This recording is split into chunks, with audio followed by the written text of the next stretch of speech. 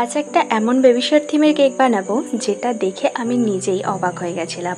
না, আমার নিজের কাজের প্রশংসা করছি না, তবে এই রকম বেবি শাওয়ার থিমের কেক আমি কিন্তু প্রথমবারই বানালাম। যখন আমার কাস্টমার অর্ডারটা দিয়েছিল, আমি তখন ওকে বলেছিলাম যে তুমি আমাকে যেরকম ফটো দিচ্ছ সেম টু সেম যদি কপি করতে না পারি তবে আমি আমার নিজের মনের মতন করে দেওয়ার চেষ্টা করব। আসলে আমাকে গুগল থেকে ফটোটা যখন পাঠায় তখন ওর মধ্যে কালারটাও অনেকটা হালকা ছিল, আর কালারটা একটু ডিপ করতে হয়েছে কারণ আমার এখানে যে নন এডিবল বল বা তোমার রেনবোগুলো আমি ইউজ করব, তো সেগুলোর ক্ষেত্রে কিন্তু কালারটা একটু ডিপ না করলে একদমই ভালো লাগতো না।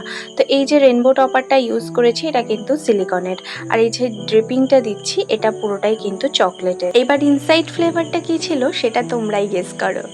এইখানে কেকটা যখন আমি বানাচ্ছিলাম তখন কেকের মধ্যে যে নন এডিবল প্রোডাক্টগুলো ছিল সেগুলো ইউজ করার সময় আমি ভাবছিলাম যে লাস্ট অব্দি কেকটা কেমন দেখতে হবে, কিন্তু কেকটা যে এত সুন্দর আউটকাম এসছে আমি নিজেও কল্পনা করতে পারিনি।